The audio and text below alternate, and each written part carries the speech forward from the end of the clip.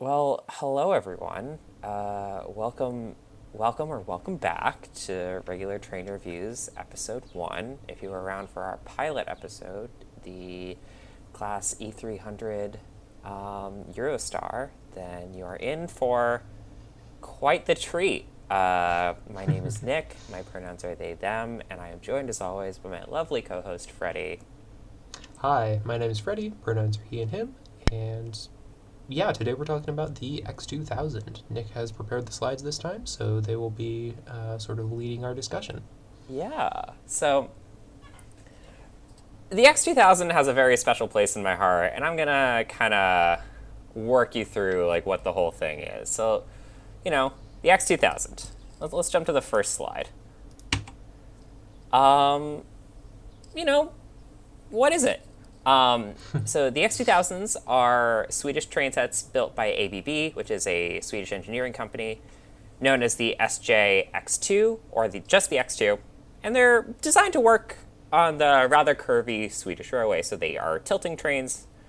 They were built from 1989 to 1998, refurbished in 2003 to 2007, and they're in the middle of another refurbishment period that has started in 2019.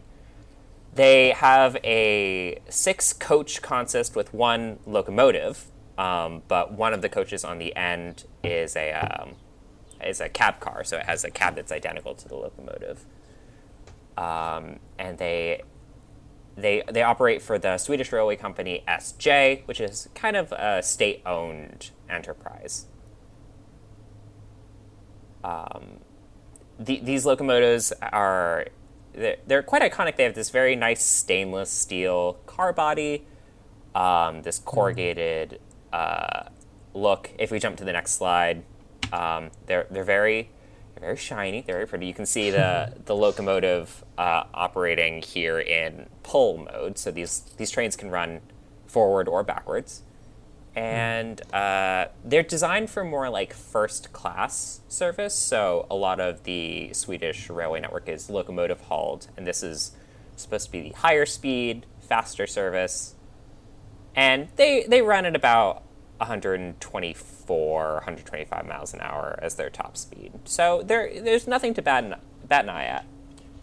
So you're saying that these were designed for high-speed service that's sort of at like a higher fare level than conventional local service on a old and twisty set of rail corridors? Oh, that's absolutely what I'm saying, and we'll get into that. I see. That's interesting. That scenario sounds familiar. It sounds very familiar. So let's jump to the next slide, where we can see, some of the. This is obviously a much improved right-of-way from the original right-of-way. Yeah, It has these very. Go ahead. I'm sorry. I just love this train so much. Everything that I love about the Eurostar's aesthetic is turned up to 11 here. It's very streamlined while also being super utilitarian and boxy in its aesthetic. Fluted stainless steel sides. I love that so much. Yeah, I just love this train. And they're So they're pretty. they're very, very functional. They've been running since 1989. 2 refurbishment periods is nothing. In the life of equipment that's been running for that long, and they're evidently quite popular in Sweden.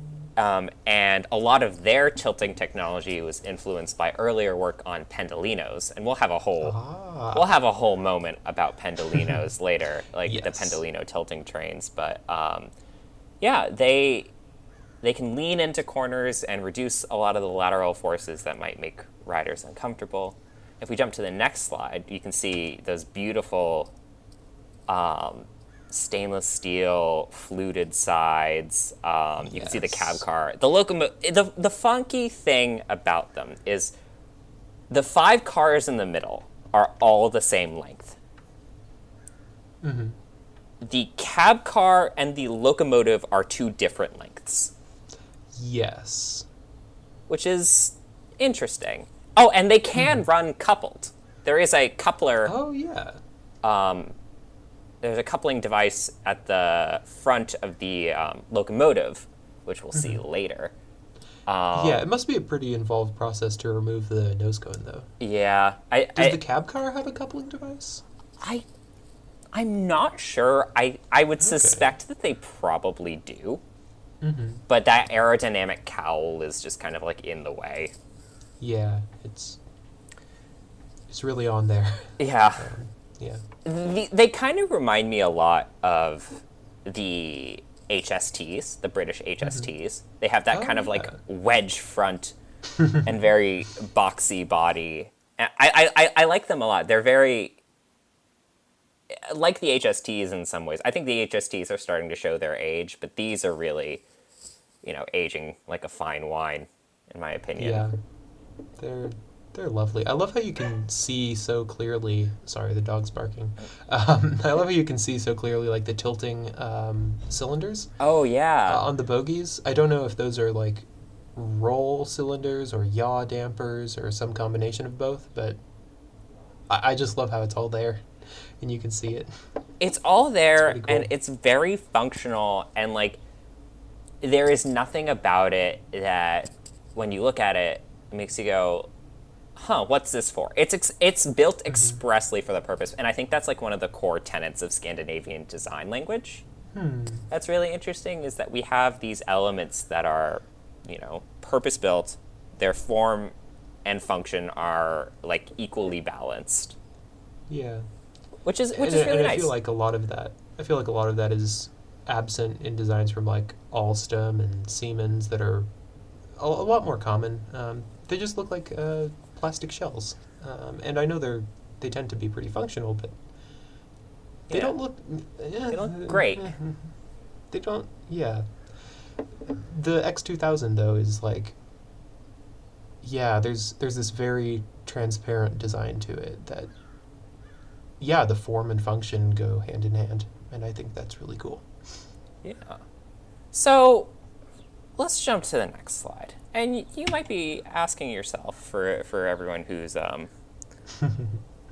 who's watching, like, why are we talking about the Northeast Corridor? And for those of you who don't know, the Northeast Corridor is a mostly electrified section of rail from Washington, D.C. to Boston South Station with 3 other branches. There's a branch to Springfield, Massachusetts that is not electrified, a branch to Roanoke, Virginia that is not electrified, and kind of a dual branch from Newport to Newport News and Norfolk that are not electrified. But the main electrified higher and high-speed sections are from Washington, D.C., and obviously Washington, D.C., up through New York by way of Philadelphia and Baltimore, and then on to Boston by way of New Haven and Providence.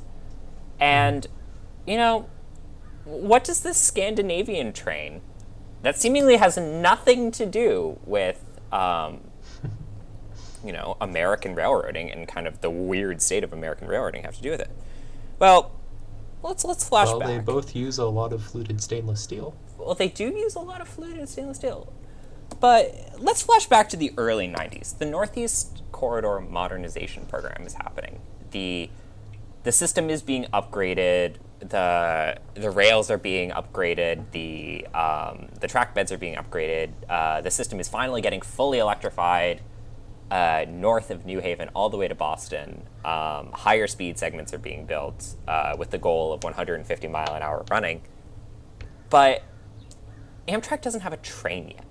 They don't have like a system that they can run. And they were looking at a bunch of options for what would eventually become their high-speed intercity service. No, that's not quite true. They did have a Swedish-designed high-speed train already in service in the form of the AEM-7, which is perfect and can do no wrong. That's true. The AEM-7 was and still is in my heart perfect. Still is. And can do no wrong. But they were looking to upgrade this even further. And yes. So their success with the AEM-7 made them think, I wonder if there's anything else built by ABB that might fit our needs. So Amtrak in the year 1992 said to some European rail manufacturers, we're going to host 2 of your trains and run them in revenue service and see what's what. And if we jump to the next slide. Yeah. Yes, this is go. This is the most perfect boy that exists. The X2000 in the SJ Amtrak livery is, to me, the perfect vision of Amtrak's future, or what they thought was going to be the future. I love it so much. So, the X2000 was shipped over from Sweden to Baltimore and ran on the main line on the Northeast Corridor alongside an ICE 1. And we'll at some point talk about the ICE train sets because they're something. They're really something. But the main purpose of the X2000 was to test the tilting technology that they needed. And Amtrak was, pretty seriously considering the X2000 as something that they could use for the long term. For everyone who's listening and can't see, it's an X2000, which is this very boxy but still high-speed looking train with a blue and black trim line. You can see the ABB manufacturing logo, and then on the side, in that kind of black stripe that runs all the way along the fuselage, is the Amtrak. The very 90s Amtrak. Yes, the Amtrak just written in Helvetica. It is just written in Helvetica. It's perfect. Honestly, best Amtrak logo. Yeah. It's only been downhill since the writing Amtrak in Helvetica era. And it also has that written just right across the front. And it also says what it is on the power car, which is the... This is true. It says X2000. It does say X2000. And, this to me is just, this is everything that Amtrak should have done. It really is. Just, it's really so good looking. If we jump to the next slide... You can see it just is so phenomenal. It looks like it belongs there. So pretty. So they tested them while they were upgrading the Northeast Corridor, and the Northeast Corridor upgrades lasted well into the late 90s. But yeah, these trains ran in revenue service. These weird Swedish-built trains ran in revenue service alongside their other Swedish cousins, the AEM 7s. Yeah, I have no words. These trains are so beautiful. I want to take the pilgrimage one day to Sweden to go look at these trains that are still in service and hopefully ride on one before they get retired. But Same here. They are so incredibly iconic, and I think, yeah, Freddie, do share your thoughts. Yeah, they just look really at home on the Northeast Corridor in ways that, stuff like the Acellas and Avelias don't. Maybe part of it is because of the stainless steel that looks so much like a lot of other older U.S. rolling stock, like the Arrows and the Comets and the Amphiletes. Yeah.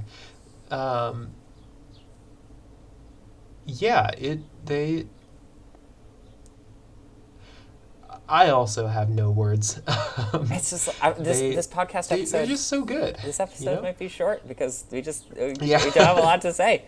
But we love the pointy Swedish train. We also love the square Swedish train. The AEM 7. AEM 7 gets an honorary mention here. Yeah.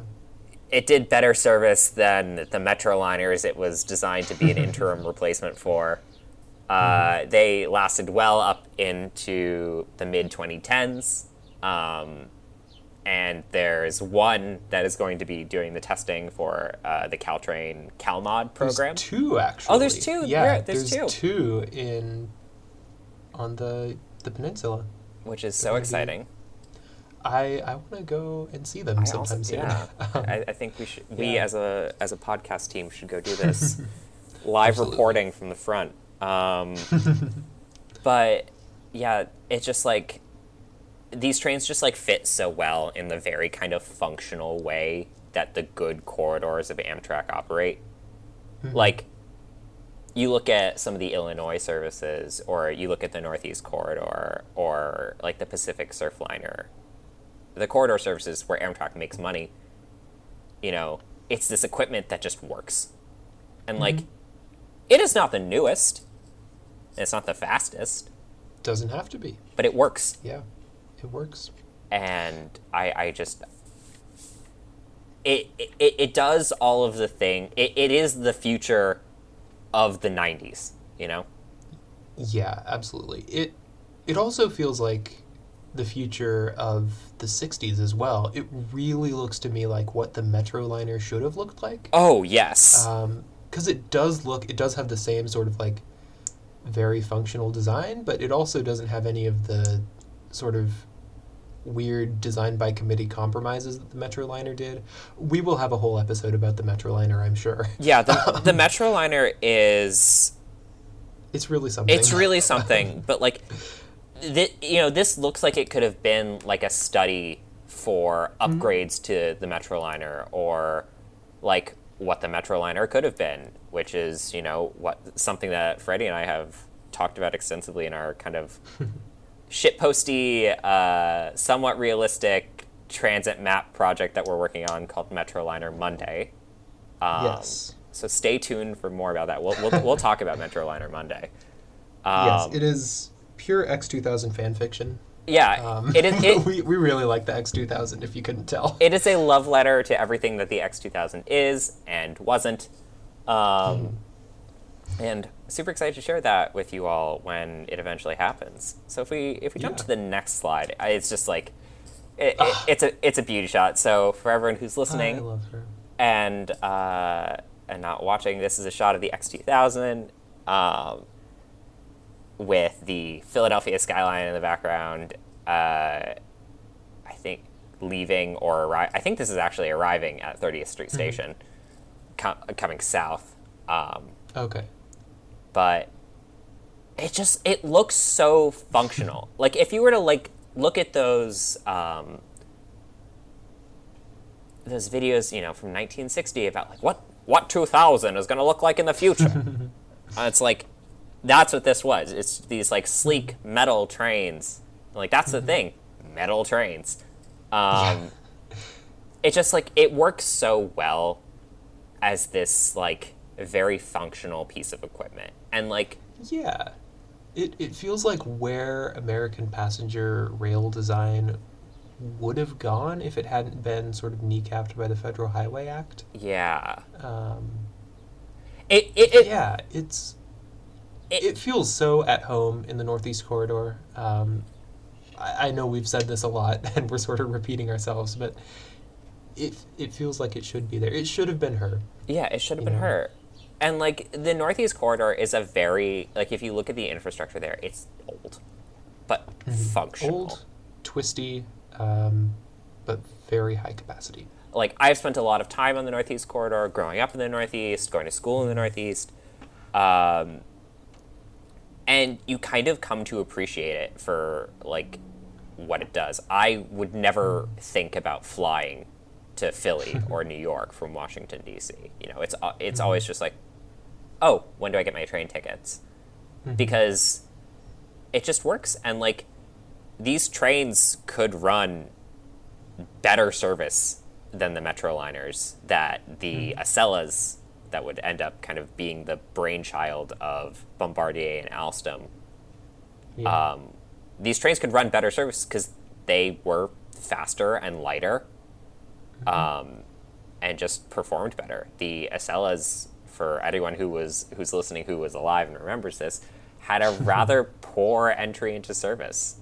They had a lot of teething issues, and once again, the AEM7 and Amfleets would have stepped in. And I feel like, if they had ended up going with a train that was very closely related, if not the X2000, then they maybe wouldn't have had those issues, and maybe we would have seen the Northeast Corridor and kind of subsequent corridors that connect to it grow or expand.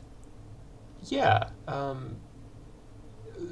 we sort of touched on this earlier, but the X2000 is designed for corridors a lot like the Northeast, so twisty old track that needs a high level of service, and it would have been functionally as well as aesthetically a perfect fit, whereas what even is the Acela? It's like the ungodly child of the Canadian LRC, combined with like TGV elements. TGV derivative. Yeah. And the LRC was not terribly successful even in its intended application. And yeah, it's really unfortunate that they decided to go with such a sort of out of left field technology. And it's like the LRC power cars were taken out of service fairly quickly, and then they were left with this rolling stock that they really didn't know that Via Rail didn't really know what to do with.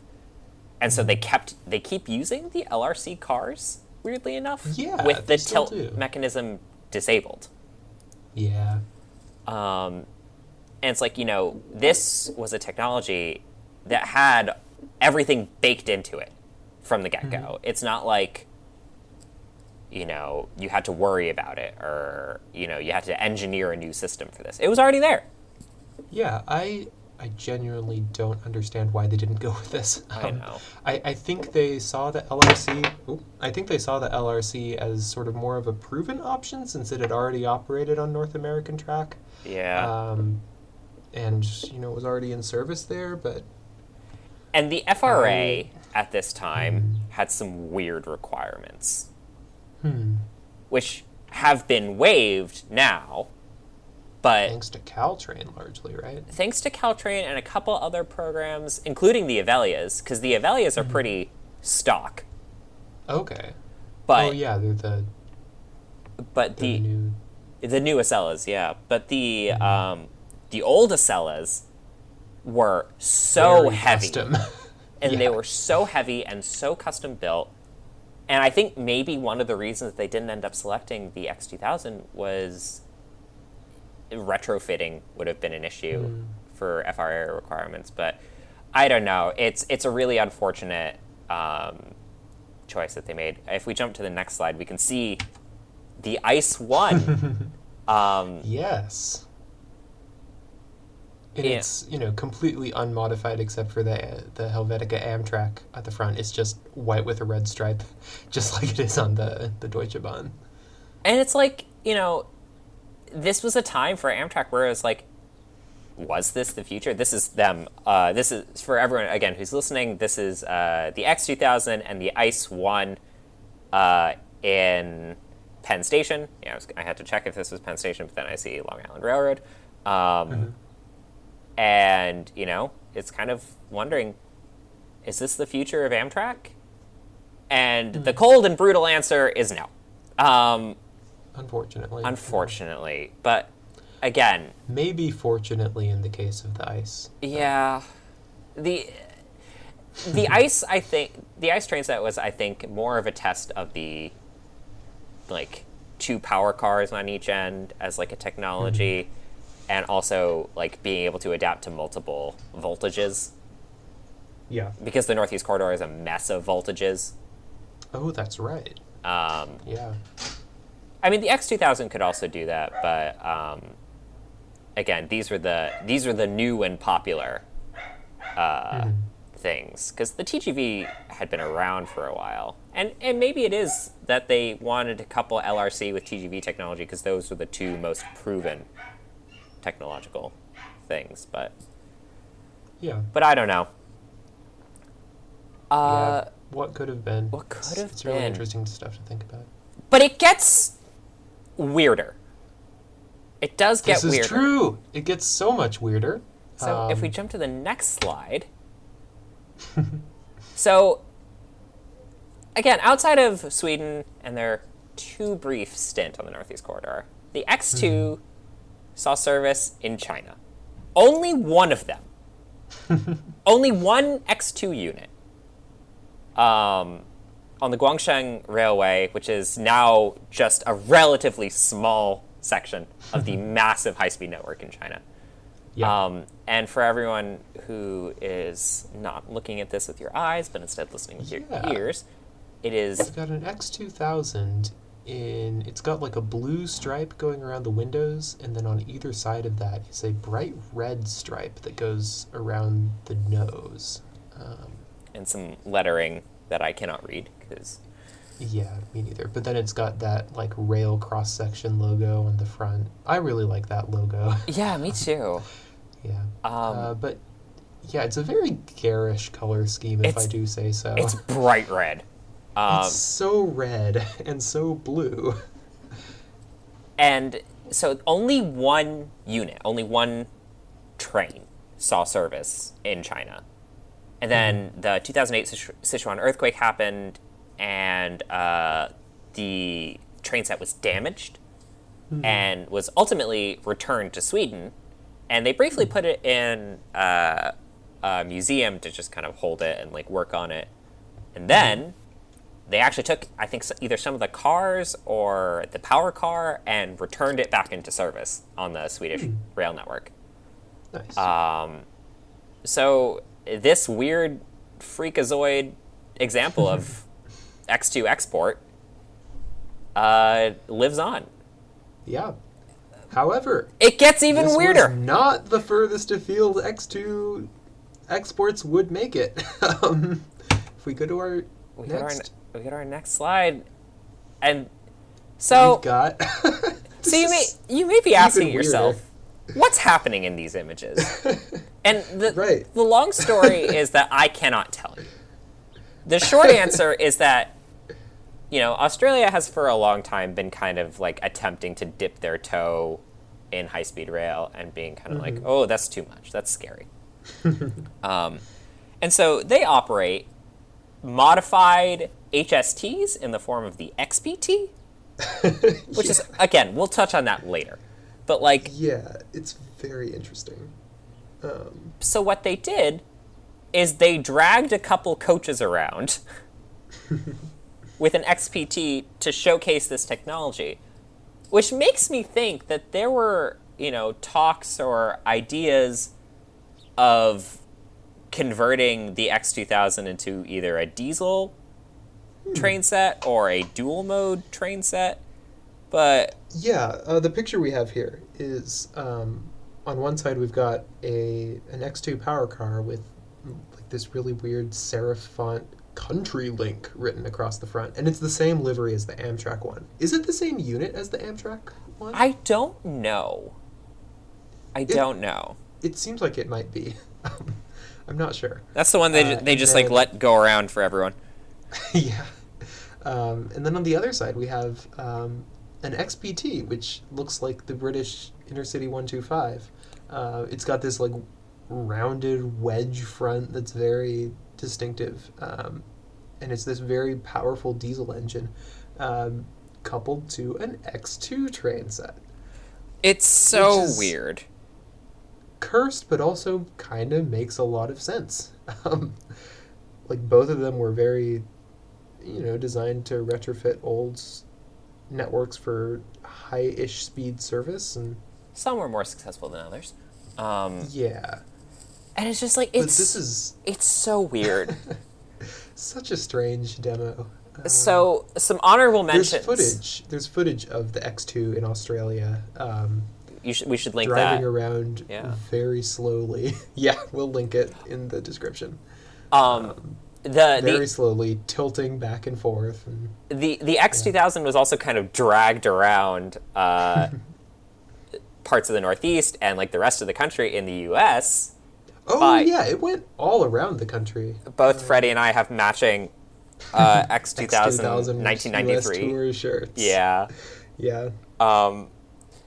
But no, it is they were kind of dragged around and showcased as the future of Amtrak, which, I would have loved to see. There's also a video of the X2000 running on the coastline in Santa Barbara, which is amazing. It's absolutely gorgeous. And as much as I love the Surfliner rolling stock, it would have been so cool to see X2000s in service here. Yeah. But some honorable mentions that I don't have images Honorable of. mentions. Sadly, some honorable mentions of like Oh. where they tested the X2000. So they tested them in Austria, Ooh. and they tested them in Germany, and I think they might have tested them in Italy. But Pendolino technology, and ultimately for Germany, the Ice-T, which is a weird variant of ICE trains. But it's Pendolino derived. But it is Pendolino derived. So the Which is very Pendolino, interesting. which was kind of coming of age after the disaster that was the APT, kind of folded into the Pendolino. After that kind of came about, then we saw, those trains kind of taking over. But this technology was demoed in other countries. Yeah. It is a weird thing, but I am so fascinated by it. So if we jump to our next slide, we have our closing thoughts. Our closing thoughts. Yeah. I've been talking a lot, Freddie. So why don't you give me your closing thoughts first? Yeah. In a way, X2000, it represents sort of like an old pragmatic school of high-speed train design. It doesn't feel futuristic in a way that a lot of the first generation of high-speed trains did. It has the same energy to me as the British HST, in that it's this sort of like very pragmatic design for, upgrading service on existing networks. And I believe it was more successful in Sweden than the HST was in the UK, in part because it, actually implemented tilting technology. Yeah.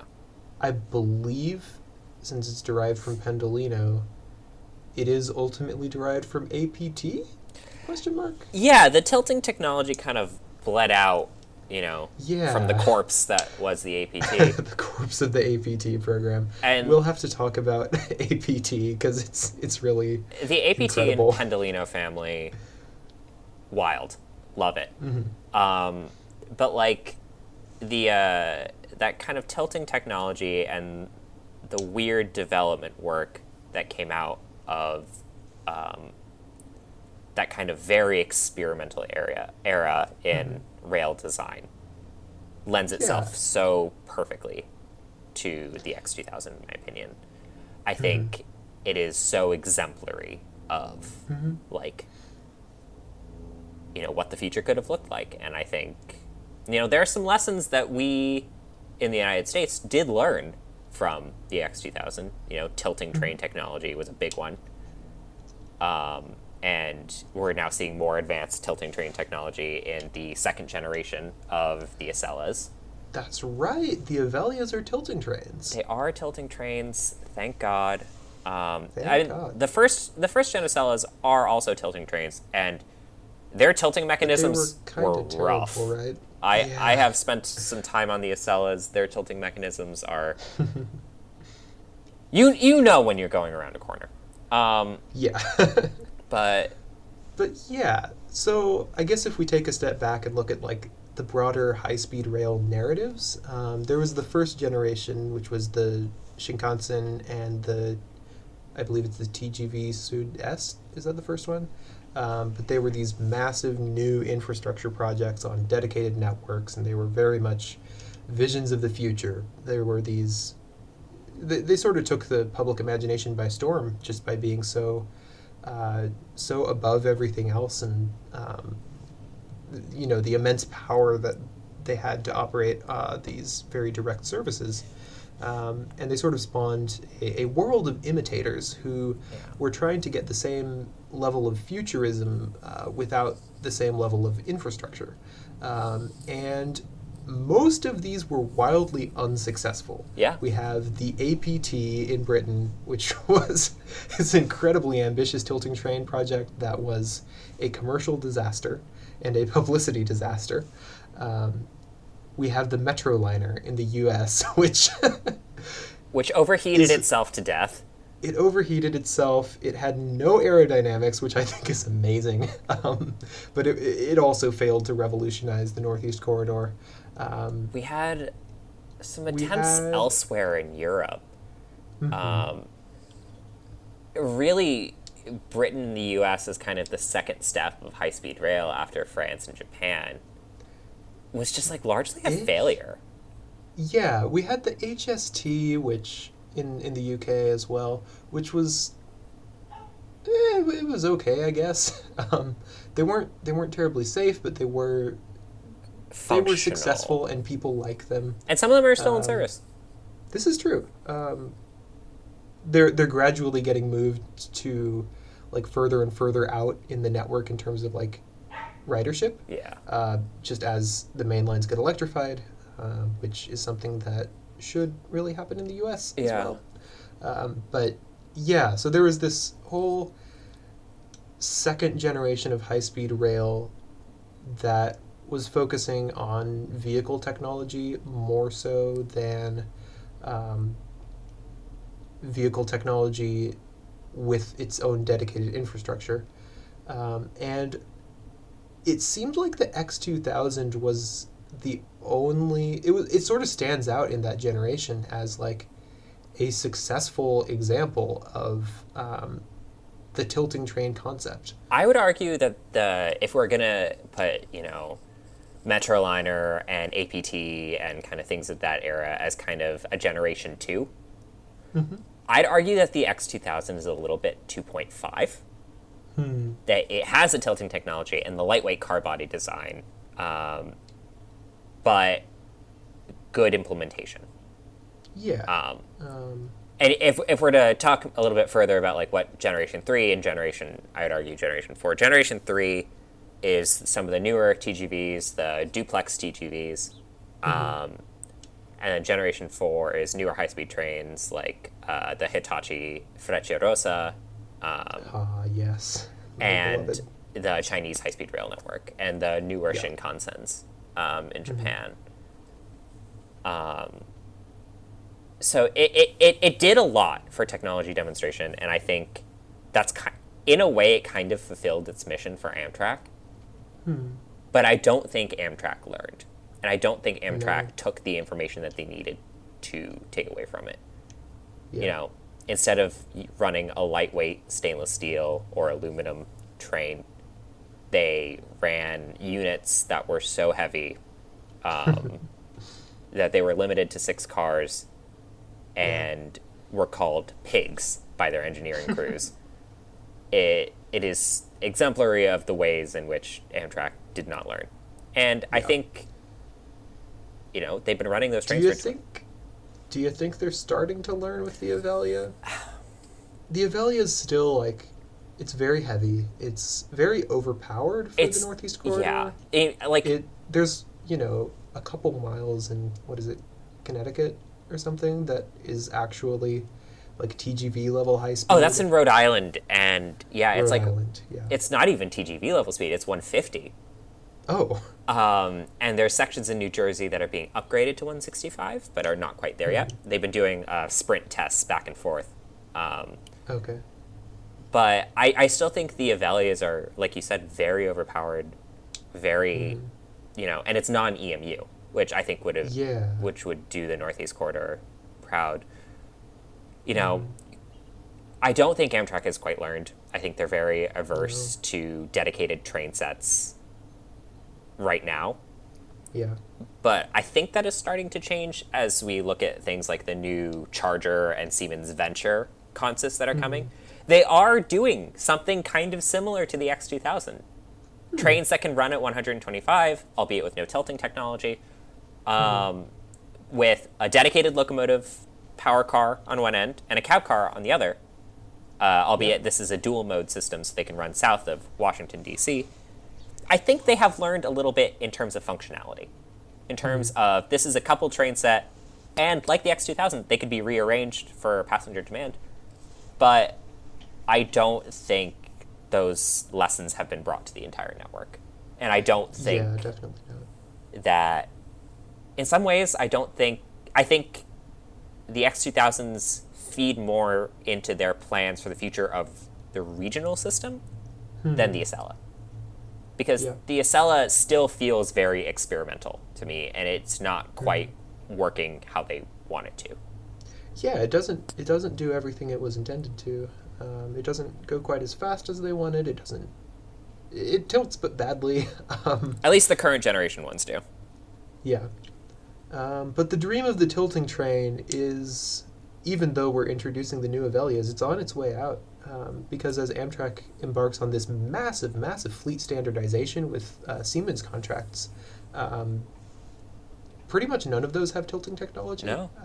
And so, except for, the high-end corridor service with the Avelias, the next generation of Amtrak rolling stock, pretty much none of it is going to be tilting trains. And it's like, you look elsewhere in the country, and like the only projects that are even vaguely considering tilting would be California High-Speed Rail, which we don't know what the rolling stock is going to be. We don't know what the rolling stock is going to be, but the right-of-way is designed such that tilting wouldn't be necessary. It's 220 mile per hour, very straight lines, very gentle curves.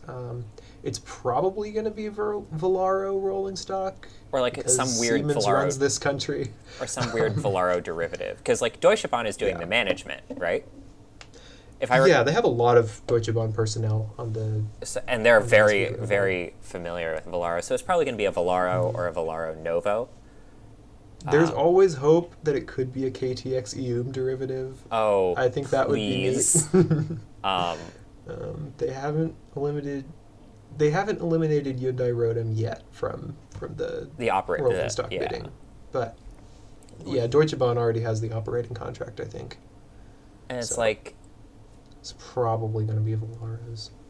But the tilting train, as we're seeing like more dedicated right of way being built across the world, tilting trains are kind of on their way out. Like you said, like you look at China, and it's like they can tilt slightly, but they're running on segments of rail that are built for high-speed trains and not things that were built for GG1s to pull the afternoon congressional.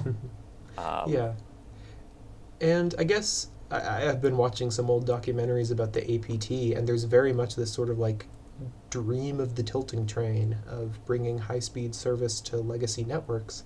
And I feel like that dream is very much alive in America. We have very limited new rail infrastructure projects. It's pretty much California high-speed rail and nothing else. Maybe Texas. Yes, there's always hope for Texas Central, inshallah. But yeah, I feel like, no longer looking into new tilting train technology. I don't know. There's something lost there. We're in a weird state of flux. Yeah, I think so. And on that weird state of flux and the dreams of an American rail future, I think that's it for the X2000. I think that's it. So thank you, X2000. Thank you, X2000. May you continue tilting into eternity. Tilt into eternity. You're so right. Okay. It's the special time of our show where we yell at each other. Yes. Called Taxonomy Time. Taxonomy Time. And let's give our viewers and listeners a little rundown. What's Taxonomy Time? Taxonomy Time is the time where we argue about what is this thing. Yes. And we try to fit a network into a category. And I want to talk to you today about St. Louis Metrolink, which is one of the hidden gems of American transit, really. Yeah. You want to give us a little rundown of St. Louis Metrolink? I don't have the basic information on hand, but basically it's two lines. Most of them are interlined through the city center. And they're subways. They are officially light rail, but I believe they are almost entirely grade separated. They run in like these very old subway tunnels downtown that were built for mainline trains in like the... I don't even know either. Very long ago. But yeah, I believe they entered service in the 90s? Yeah, and they use Siemens-built equipment. Yes, just like the old San Diego trains. Yeah. And they have high platform stations. I think at all of their stations they Fully high connect. platform. They connect to two terminals of Lambert Airport in St. Louis. I think they were like one of the first big airport connections for like a transit agency. Yeah, I'm looking at you, New York. You can still do it. You can still do it, and not with your AirTrain bullshit. None of that. But no. But yeah, so I guess we probably should describe the network that we're looking at. So we've got the red line on the top that goes from Lambert Airport Terminal 1 and Terminal 2 through USML, and then it joins the blue line at Forest Park. And then it continues across the Mississippi River. Both lines continue across the Mississippi River. The blue line terminates in Fairview Heights, and then the red line continues from there to a station called College, and then another station called Shiloh Scott. Which is an Air Force base. Oh, really? Yeah. I see. It's one of the big job providers for the area.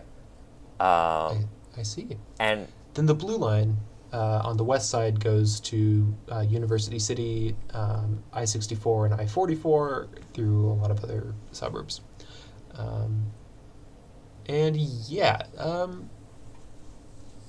What were you about to say, Nick? I love this system. It is so exemplary of just like small cities in America that win big on transit. Mm-hmm. It connects to all of the things that you might need.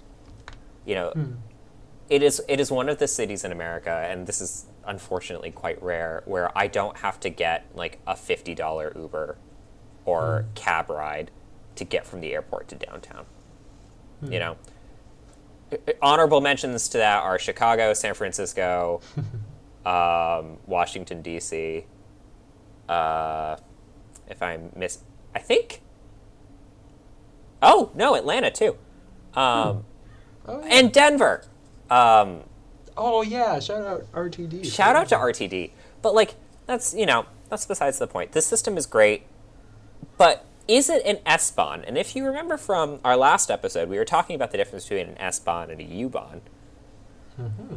And an S-Bahn is a system that has multiple branches that kind of converge and one line to run through a city. And here my final verdict is that I think St. Louis Metrolink is an S-Bahn. I think it has the system that comes together and functions and runs together and splits off to do its own thing. This map doesn't really quite do it justice, but there is a considerate split in where these lines are going. Yeah, definitely. I don't think I want to argue with that, but I don't think I really can. It's like a very textbook S-Bahn. I think the only nitpick I would take with that is that the blue line terminates on the east side at a shared station with the red line instead of branching off on that side too. So you feel like to make it more of like a true S-Bahn, there should be more to the blue line when it splits at Fairview Heights. Yes, the blue line needs an eastern branch. From Fairview Heights. Okay, I can see that. To really tick all the boxes of an S-Bahn. I'd say right now... Would another red line branch also do that for you? The red line already branches on both sides. I'm saying, like, if it branched even further, would that, make it better? It's hard to say, because currently the blue line is effectively a branch of the red line. And it's just kind of funky. It's kind of funky, yeah. It's just not quite an extensive enough network to really be an S-Bahn to me. It's like most of an S-Bahn, but not quite there. It's like 7/8. Yeah, exactly. I think I was reading on the Wikipedia page a couple days ago that there are some blue and red line extensions planned, so maybe we'll see that. I would love to see kind of what comes out of this. I think this is a system that has, like Alan Fisher has said in his Metro video, a lot of good bones.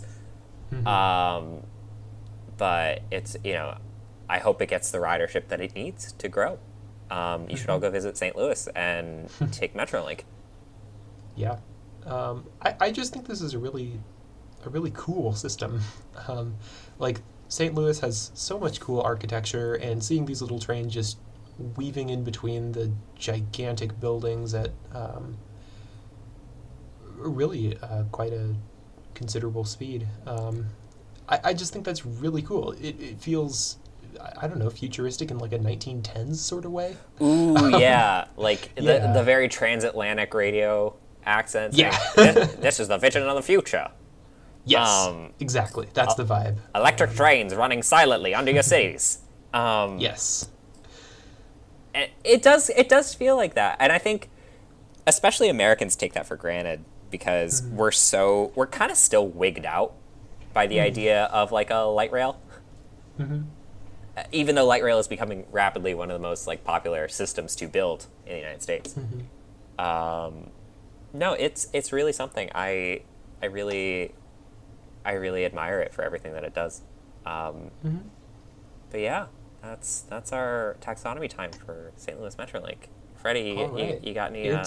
It's most of an S-Bahn. All right. That's what we have to say. I'll say a full S-Bahn. All right. That's it. Yeah, I'll just say most of it. That's it. That's the end of the episode. We hope you enjoyed. We have a Twitter now. We do. We didn't announce At this. Reg Train Review. We will post all our episodes there. We will post other interesting train stuff we find there. We hope it'll be fun and interesting for the people who like this sort of Yeah. show. Yeah. All right. Well, thank you very much. Thank you for listening. That's the end. Goodbye. Bye. Bye, everyone. Goodbye.